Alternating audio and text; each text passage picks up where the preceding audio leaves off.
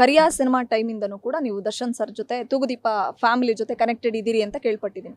So ಅಲ್ಲಿಂದ till 2021 ನಿಮ್ಮ ಜರ್ನಿಲಿ Darshan sir ಜೊತೆ ಮಲ್ಲಿಕಾರ್ಜುನ್ ಅನ್ನೋಂಥ ಒಬ್ಬ ವ್ಯಕ್ತಿ ಅಂದರೆ ಡಿಸ್ಟ್ರಿಬ್ಯೂಷನ್ಸ್ ಎಲ್ಲ ನೋಡ್ಕೊತಿದ್ದವರು.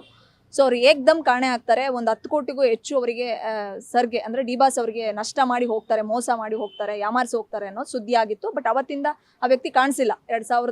2018 ಅಂತ ಕಾಣಿಸುತ್ತೆ, 17-18 ಇಲ್ಲಿವರೆಗೂ. ಬಟ್ ಇವತ್ತಿಂದ ಏನು ಸೆನ್ಸೇಷನ್ ಸುದ್ದಿ ಅಂತಂದರೆ, ರೇಣುಕಾಸ್ವಾಮಿ ಕೊಲೆ ಮಾಡಿ ಮೋರಿಗೆ ಹಾಕಿದ್ರಲ್ಲ ಎಲ್ಲ ಸೇರ್ಕೊಂಡು ಅನ್ನೋಂಥ ಆರೋಪ ಇದೆಯಲ್ಲ, ಅದೇ ಥರ ಮಲ್ಲಿಕಾರ್ಜುನ್ ಕೂಡ ಸತ್ತೋಗಿರ್ಬೋದು ಅಂತ ಎಲ್ಲರೂ ಕೂಡ ಪ್ರಿಡಿಕ್ಟ್ ಮಾಡ್ಕೊಂಡು ಭಯ ಪಟ್ಕೊಂಡಿದ್ದಾರೆ. ಸೊ ಮಲ್ಲಿಕಾರ್ಜುನ್ ಜೊತೆ ಯಾವತ್ತಾದ್ರೂ ನೀವು ಮಾತಾಡಿದ್ರ? ಅವತ್ತು ಕರಿಯಾ ಟೈಮಿಂದ 2018 ನಿಮ್ಗೋವರೆಗೂ ಯಾವತ್ತಾದ್ರೂ ಅವ್ರ ಮನೆಗೆ ಹೋದಾಗ, ಸೊ ಆ ವ್ಯಕ್ತಿ ನಿಮ್ಮ ಕಣ್ಣಲ್ಲಿ ಹೇಗೆ, ಒಳ್ಳೆಯವರ ಕೆಟ್ಟವರ, ಹೆಂಗಿತ್ತು ಅವ್ರ ನಡವಳಿಕೆ ಅಂತ? ಮಲ್ಲು ಸರ್ ತುಂಬಾ ಪರಿಚಯ ನಮಗೆ. ನಾನು ಕರಿಯಾ ಟೈಮಿಂದ ಫ್ಯಾನ್ ಅಷ್ಟೇ, ಅವ್ರ ಜೊತೆ ಓಡಾಡ್ತಿಲ್ಲ. ನಾನು 2010-11 ದರ್ಶನ್ ಸರ್ ಜೊತೆ ಆ್ಯಸ್ ಅ ಫ್ಯಾನ್ ಹೋಗ್ತಾ ಇದ್ದೆ. ಸಿಕ್ಕಿದಾಗ ಹೋಗಿ ಒಂದು ಫೋಟೋ ತೆಕ್ಕೊಳ್ಳೋದು ಅದೊಂದು ಹುಚ್ಚಿತ್ತು.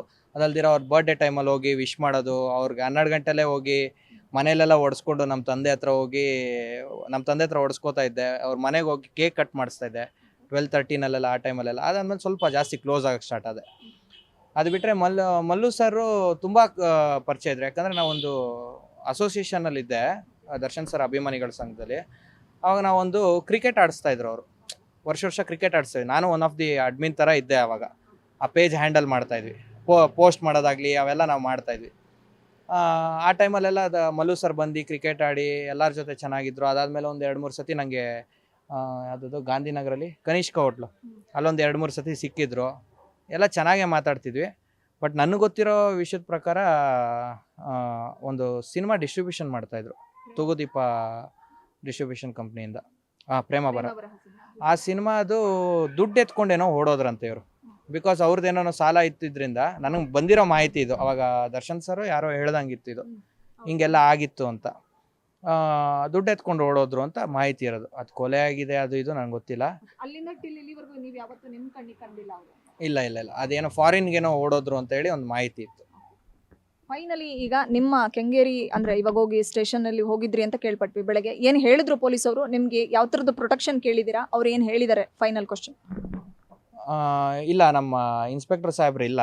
ಅವರು ಇದೇ ಕೊಲೆ ಪ್ರಕರಣದಲ್ಲಿ ಚಿತ್ರದುರ್ಗಕ್ಕೆ ಮಾಜಾರು ಮಾಡೋಕ್ಕೆ ಹೋಗಿದ್ದಾರೆ. ಅವ್ರು ಬರಲಿ ಅಂತ ವೆಯ್ಟ್ ಮಾಡ್ತಾ ಇದ್ದೀನಿ. ಅವ್ರು ಬಂದಿದ ತಕ್ಷಣ ನಂಗೆ ಸ್ಟೇಷನಿಂದ ಫೋನ್ ಬರುತ್ತೆ. ನಾನೇನಿಲ್ಲ, ಜಸ್ಟ್ ನಾನು ಪ್ರೊಟೆಕ್ಷನ್ ಕೊಡಿ ಅಂತ ಕೇಳೋಕೆ ಹೋದೆ. ಅವ್ರೇನು ಹೇಳ್ತಾರೆ, ಪ್ರೊಟೆಕ್ಷನ್ ಎಂತಕ್ಕೆ ಬೇಕು ನಿನಗೆ ಅಂತ, ವಿತ್ ರೀಸನ್ಸ್ ಕೊಡ್ಬೇಕು. ಯಾಕಂದರೆ ಸುಮ್ಮನೆ ಪ್ರೊಟೆಕ್ಷನ್ ಕೇಳಿದ್ರೆ ಕೊಡೋಕ್ಕಾಗಲ್ಲ ಅವರು.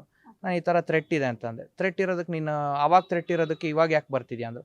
ಇಲ್ಲ, ನಾನು ಆವಾಗಲೇ ಕಂಪ್ಲೇಂಟ್ ಮಾಡಿದ್ದೆ 2022 ಬೇಕಾದ್ರೆ ನಿಮ್ಮಲ್ಲೇ NCR ಆಗಿದೆ ನೋಡಿ ಅಂತ. ಆ NCR ರೆಫರ್ ಮಾಡಿಬಿಟ್ಟು ಕೊಡಬೇಕಾಗುತ್ತೆ. NCR ರೆಫರ್ ಮಾಡಿ ಕೊಟ್ಟಾಗ ಅದು ಮತ್ತೆ ರೀಓಪನ್ ಆಗೋ ಚಾನ್ಸಸ್ ಇರುತ್ತೆ. ಅದು ಏನಾಗುತ್ತೆ ಅಂತ ಗೊತ್ತಿಲ್ಲ. ನಮ್ಮ ಲಾಯರ್ ಥ್ರೂ ಎಲ್ಲ ನಾನು ಮಾತಾಡ್ತಾ ಇದ್ದೀನಿ ಇವಾಗ. ಯಾಕಂದರೆ ನನಗೆ ಇವಾಗ ನನ್ನ ಜೀವ ಉಳಿಸ್ಕೊಳ್ಳೋದು ಒಂದೇ ನನಗೆ ಮೇನ್ ಇಂಟೆನ್ಷನ್.